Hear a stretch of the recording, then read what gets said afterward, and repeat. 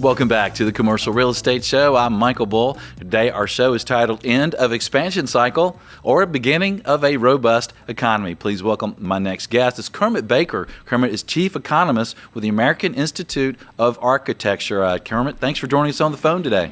Michael, great to be with you today.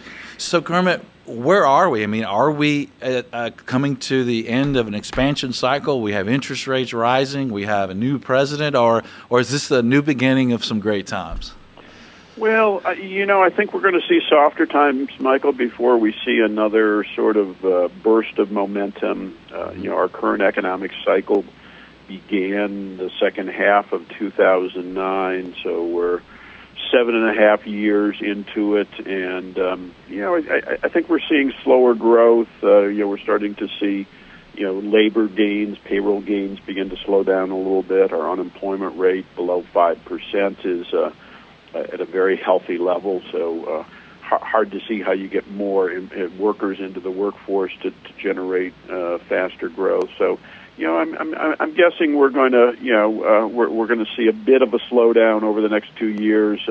Hopefully not a recession, but I don't see I don't see an acceleration in the near term, at least. Okay, and the slowdown, you mean that the numbers should still be good and somewhat positive, but kind of the growth to slow down, or maybe a little bit of negative numbers in some places?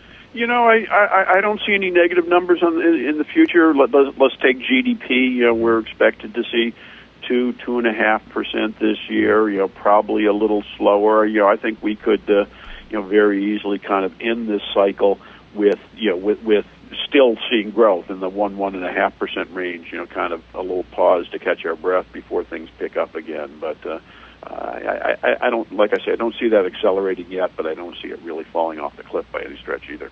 Okay, and you mentioned jobs and job growth, and one of the things Trump says that he's going to do is bring jobs back to America with repatriation and maybe with corporate tax reductions and infrastructure. So it might some of that happen, or what might be easiest to happen, Kermit? I mean, what might he get done, and how might that impact jobs in our real estate cycle?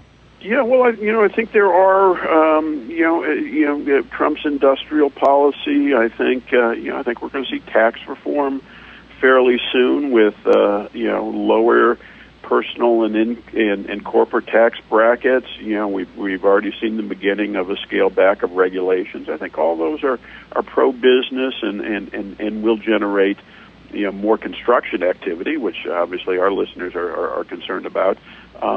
But there's still some other roadblocks out there. Where do we get the workers for this growth, particularly if we have a scale back in immigration? As I said, we're down below 5% in terms of the unemployment rate, and not a lot of new workers coming in line. So you need to get that growth. You really need to see pretty serious gains in productivity, for the math to work out there, and it's just not clear where that's going to come from, at least in the short run. So. I think the Trump administration is looking for, like, to pump GDP growth up to 3-4%. I just don't see that happening without creating an awful lot of inflation in our economy, a lot of increase in interest rates, which ultimately I think would be counterproductive to growth. Right, and Kermit, you obviously have your finger on the pulse of the architecture world, and so you guys are kind of seeing what's coming down the pike. So when you look at the different sectors of commercial real estate, be it retail or office or institutional, what are the cycles there? Do you see certain sectors that are maybe closer to the end of their cycle than others?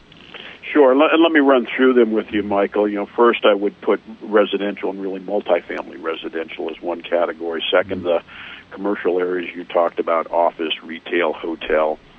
Even related manufacturing would be in there, and third would be institutional, kind of education, healthcare, government buildings. I think clearly near the end of the cycle on multifamily construction, we're talking about some markets that look like they might be overbuilt, but I don't think we're going to see much growth there. Commercial slowing down a little bit. The numbers have been very healthy through last year, and will continue to be reasonably strong. I think, mid-single digit at least, maybe upper single digit for 2017, but then slowing down to low to mid-single digits, I think, moving forward. And I think that the one area where we're likely to see a bit more momentum behind it is the institutional side. Education, potentially even healthcare, if we can work out the Obamacare issue, get that resolved, and then some of the cultural and amusement facilities look like they're looking to see some strength too. Okay. And you mentioned commercial construction potentially slowing down some, the office, the retail, the industrial. So why is that? We hear some people thinking that, hey, are construction costs going to continue to rise, or is it the lenders less apt to loan? It seems like the markets look good as far as occupancy and absorption. So what are the material things that could cause a slowdown in commercial construction? Yeah, well, I think you're absolutely right in terms of that, and I think some of the Trump proposals are likely to generate a bit more capital go into construction. So I think that's good. The headwinds I see for commercial construction are, we've talked very briefly about interest rate increases. It's going to be more expensive to build these, to finance these projects moving forward. And I think ultimately these higher interest rates are going to really begin to slow down some of the value numbers that we're seeing. Part of the construction strength has come from the fact that we've seen very strong appreciation in commercial property values, and that's largely been a function of low cost of capital. And I think if that begins to reverse itself, there won't be the same incentive to build for capital appreciation. You'll have to get it out of rents and other things, and I think there's just some ceilings on how high rents can go before there's some market pushback on that. Yeah, that's a good point. I think especially for multifamily, a lot of the markets that we work, we're seeing rents get so high that the affordability becomes an issue. We're talking with Kermit Baker, economist with AIA. And Kermit, you mentioned interest rate increases may be one of the reasons that commercial construction could slow down moving forward. So what do you guys expect for Fed rate hikes in 2017 and maybe as far as into 2018? Sure. So we've had two for this cycle already, 2 quarter-point increases. I think conservatively we could count on 2 more this year, Michael, and I'm guessing 3 is probably the consensus, and I'm hearing some folks say we could have as many as 4 quarter-point hikes. So somewhere between a half and a full point in interest rate hikes in 2017. 18, I think, kind of depends on how the economy responds to the hikes we see this year. Is there a threat of inflation? Is there a threat of sort of the economy getting ahead of itself, and that would prompt more? So I'm guessing in 18 probably another 2 or 3 hikes. So they're clearly moving up. I think that the Fed has been giving pretty clear signals that they're going to be raising them on a steady basis moving forward. Long-term rates less under control of the Fed. They're likely to move up a little bit less, but again, I think we've had sort of a 6-7 year down cycle in interest rates, and I think it's going to take a while for the economy to absorb these rate hikes in, and for investors to kind of see the implications of higher rates on returns and investment flows and things like that. Okay. So when you think about all this together, the Trump effect, the interest rates, the new supply, the potential labor shortage, you were thinking we have 2 more years of good times. How much longer could we maybe do the Snoopy dance? Yeah, I don't say that 2 years is kind of the outside boundary of this. I think 17 will see healthy growth, but a little slower than 16. I think 18 is going to continue to see growth, but a little bit healthier than 17. Do we have this elusive soft landing in 19 or 20? which could mean construction growth in the 2-3% range, GDP growth in the point and a half range, or do we mess up in some way, or does the economy not respond, or is there some international situation that just kind of puts things off track? When you're talking about growth in those, like I say, point and a half for GDP, 2-3% for construction, you don't need too much to go wrong, Michael, before it does tip it over into a downturn, into recession. So that's an area where you really need to be very careful in terms of monetary and fiscal policy. Right, and you mentioned soft landing potential in 19 or 20, and I guess when you're on the commercial real estate show, so we got a lot of people who own and control commercial properties, and I guess the lack of new supply in this cycle has been a little different than past cycles. So I guess if you're in the commercial real estate business, you'd hope that any downturn would be soft, right? Yeah, and I think that's going to be an advantage of this being a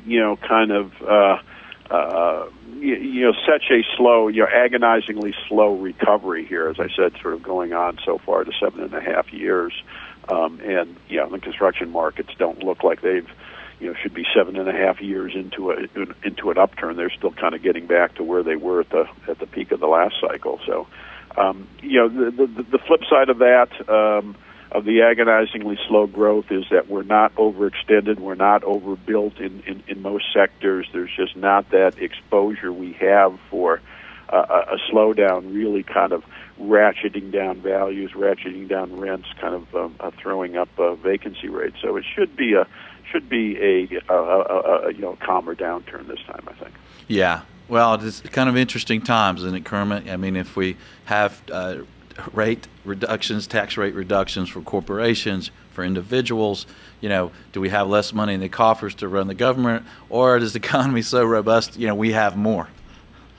Yeah, exactly. I think that we'll see how that plays out, and a lot of it will be kind of as we started talking about, Michael, the implementation of some of the Trump administration proposals. Which one of those are really going to make their way into policy? Which ones are going to kind of fall by the side of the road because there's not enough interest or kind of too much pushback on that? And then secondly, what effect these policies that are implemented will have on the economy and on the construction industry is still something I think we're trying to sort out. All right. Well, Kermit, a closing tip for our listeners and viewers related to the economy and what might happen moving forward? Well, I think look very closely at labor and inflation and interest rates. I think those ultimately are going to drive where we're going. I think they're all doing okay now, but I think all three of those are at risk of sort of getting a little bit out of line, and I think that's going to dictate sort of the next phase of this cycle. Yep, good tip, Kermit. Thanks for joining us, sir. Michael, good talking to you. Well, stay tuned. We'll have more on the cycle and more on interest rates and what to expect. Robust economy or end of a great cycle. Stay with us. I'm Michael Bull. This is the Commercial Real Estate Show. Hey there, thanks for checking out the Commercial Real Estate Show. Don't miss a video of special interest to you. Be sure to subscribe below. And if you appreciate the videos, be sure and thank our sponsors. There's a link to more information about them in the description. For more videos, podcasts, and articles, check out CREshow.com.